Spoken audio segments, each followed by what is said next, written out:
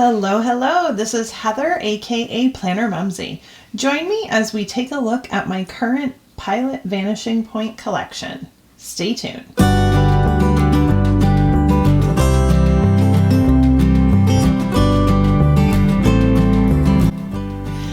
Hey y'all, so I just thought I would do a quick little video talking about my current Pilot Vanishing Point pens. These are my current favorites, and Pilot Vanishing Point pen, what I started with, and I'll kind of get into all the nuances of that. Wow. La, let there be light. So Pilot Vanishing Point is currently my favorite type of fountain pen right now. I don't prefer it for long form writing. Like if I'm doing a lot of journaling and it's going to be lengthy, I don't prefer it mostly because of the ink capacity.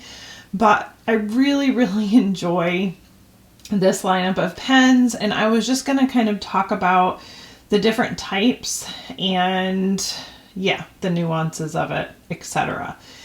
I don't own, and I haven't owned any other type of pens like the Curitas, where it's also, similar as far as being like a click type pen.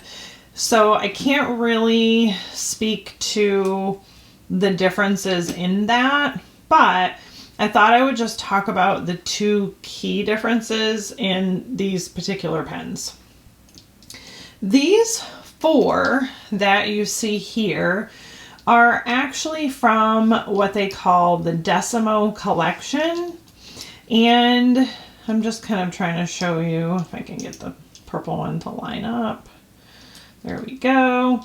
On the pen clips, you will see on the Decimos, on the pen clips, if I can get this to anyway show y'all here, they actually have Decimo written right here on the pen clip, whereas the regular ones have nothing. So you can see that one doesn't have anything on it. The difference between the regular and the Decimos really has a lot to do with the girth. So you can see here how much thicker the regular Pilot Vanishing Point is from the Decimo. Now, some people have a preference. Some people really prefer the thicker one. Some people prefer the thinner one. In all honesty, it doesn't super matter to me. So I just kind of go by what ones that are aesthetically pleasing to me, and that's how I purchase them, because it doesn't bother me if they're the fat ones or the skinnier ones. A lot of the limited editions do tend to come in the Decimos, but like this one is a limited edition and it's in the regular size. So it just really depends on what is being put out at the time with Pilot. Now, I recently did an unboxing video of this one, and I am absolutely loving this. This is just like a really nice sort of neutral toned one. This is one that I got back in like February, March-ish, and it has a lot of the like pink and purple and white gradient. It's almost like airbrushed, like splatter sprayed, and that one is super pretty. And then this one is more of the like tortoise shell type pen, also a very just kind of classy neutral pen with the gold trim, and this is in the Decimo as well. This was my original. So this is like my OG Pilot Vanishing Point. I got it from Goulet Pens forever ago. It might actually have been my third or fourth fountain pen ever. And I loved the concept of it, but I really struggled with this one for one reason. this one comes with the already preset cartridge converter, you know, thingamabobber here, and the nib unit kind of together. And it's really kind of weird, oops, because it has this, like, you might not see it, there it is, has this like hole, and when you're filling it, you're technically supposed to like hold it and twist to get it to fill, and I just never had any luck getting it to fill the way I needed it to fill. And because I can't, this isn't like a Con 40 converter that I can just like take out and fill, I struggle with this pen because I really have a hard time getting it to fill the way I need it to fill. I still use it, but I don't tend to go to it nearly as much as the others because the others have easier options for filling. Now this one, and I will show you, this one has, I'm just making sure there's like nothing in there. This one has like the Con 40 converter sort of, and this one is, I believe it's in there. I don't think I can get it out. Yeah, this one's like sort of welded into this plastic. So it's just very much like a piston fill converter. This one's empty and I need to clean it out. And then this one, they all kind of come a little bit different. This one did not come with a converter.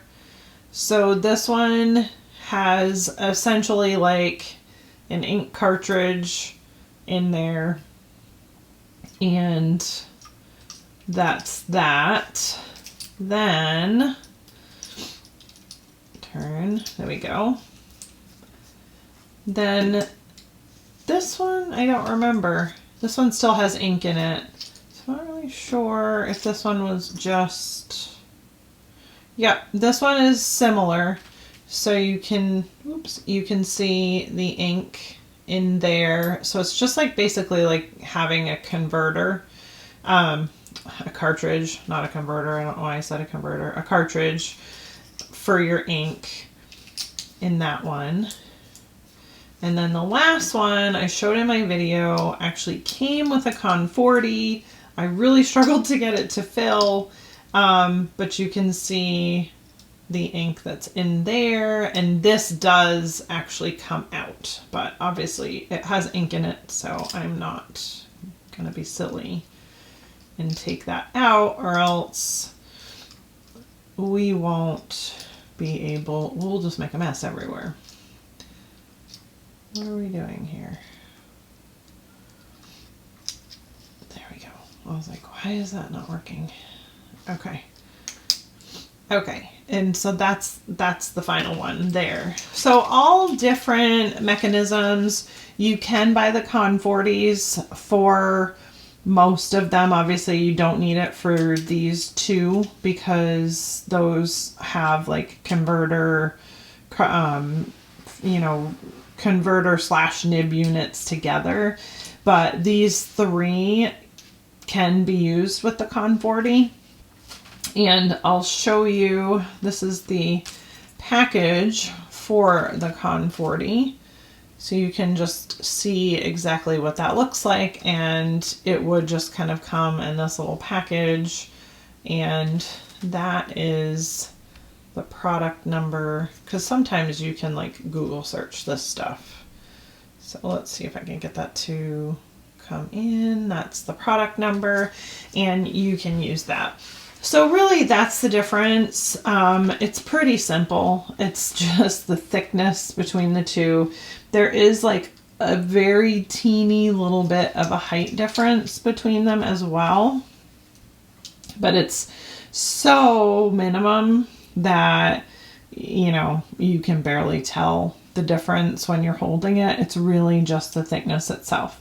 Now, some people will say, well, that would really bug me if you have your, nib out and then this gets in the way. Well, I can tell you from using this firsthand for quite an amount of time that you just get used to sort of saddling it, putting your fingers on either side of the clip and writing with no problem. So as much as I thought, oh, I don't like that idea and I think that would really bother me, the more I use them, the more normal it feels for me. And I think these are currently the only two I have inked right now. So let's just look at that really quick before we go in my sample book here. I'll just use this page on this side because it's free and I like to try and use up my pages as much as possible. Now, this particular nib, I do believe was a broad, if I remember correctly, but it's a little bit on the scratchy side. So you'll hear the feedback when I'm writing with it.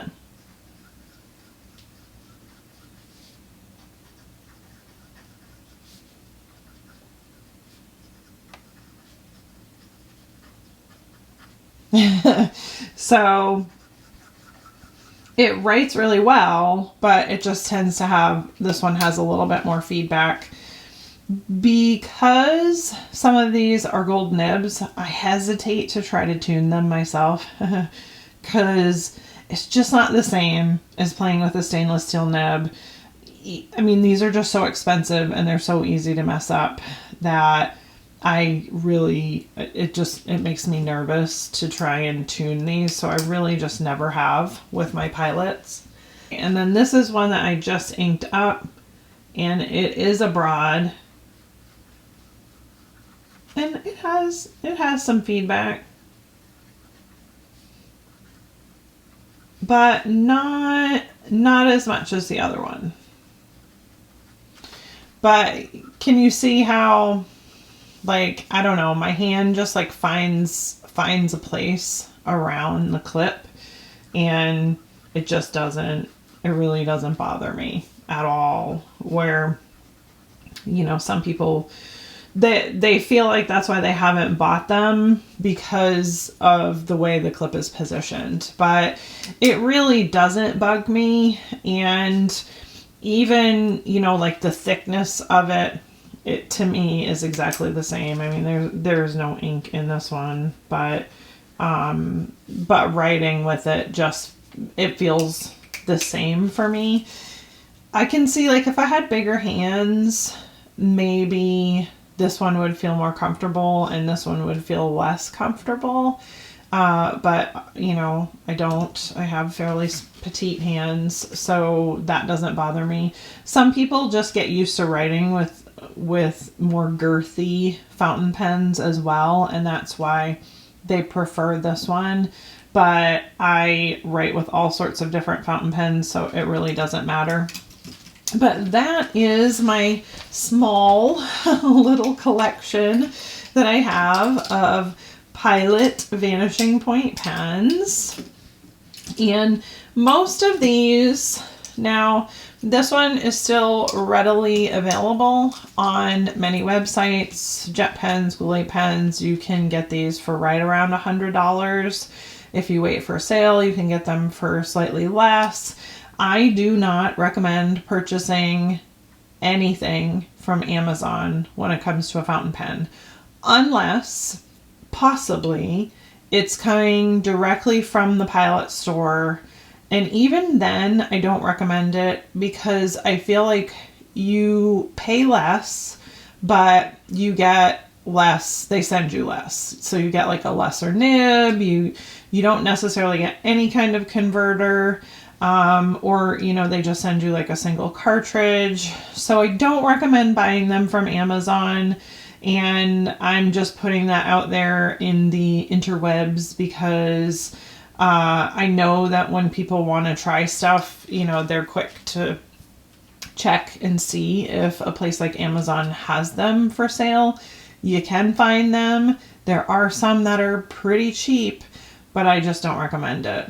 And, you know, you're better off to purchase from somebody like Goulet Pens, Jet Pens, Gold Spot Pens, Pensace, Pen Boutique. There's so many. Atlas Stationery. There's lots and lots and lots of pen places that, you know, they look at the stuff that comes in firsthand. They're putting their eyes on it. You're not getting cheap knockoffs. You're not getting fakes. You really don't know if, you know, you're getting fakes or you're not from Amazon. Now, again, if it is definitely the Pilot store, there's a good chance you're getting a real one from the Pilot store, but it's kind of the same as, like, do you purchase something directly through a manufacturer or do you buy it from Walmart? Because the reality is when they send that product to Walmart, they've done things to it to make it cheaper so that they can sell it at Walmart prices. It's the same with the pens. This is why I just do not recommend that you purchase from Amazon, because I just feel like you end up getting a subpar pen when you do that. That's just my opinion. Not everybody's going to feel that way, but that's been, you know, what I have seen in the past. So I just would recommend that you purchase from a pen company and just, you know, be patient and wait for them to have a sale if you want to get it at a cheaper price. Or there also is a account on Instagram called Virtual Pen Show, and you can buy pens on the secondary market there, and meaning from people like me that are selling their pens, you can get really good deals on stuff like this all the time. So that's another option as well. But if you guys have any questions about my pens, definitely let me know. Like and subscribe, and I will see y'all in the next video. Bye!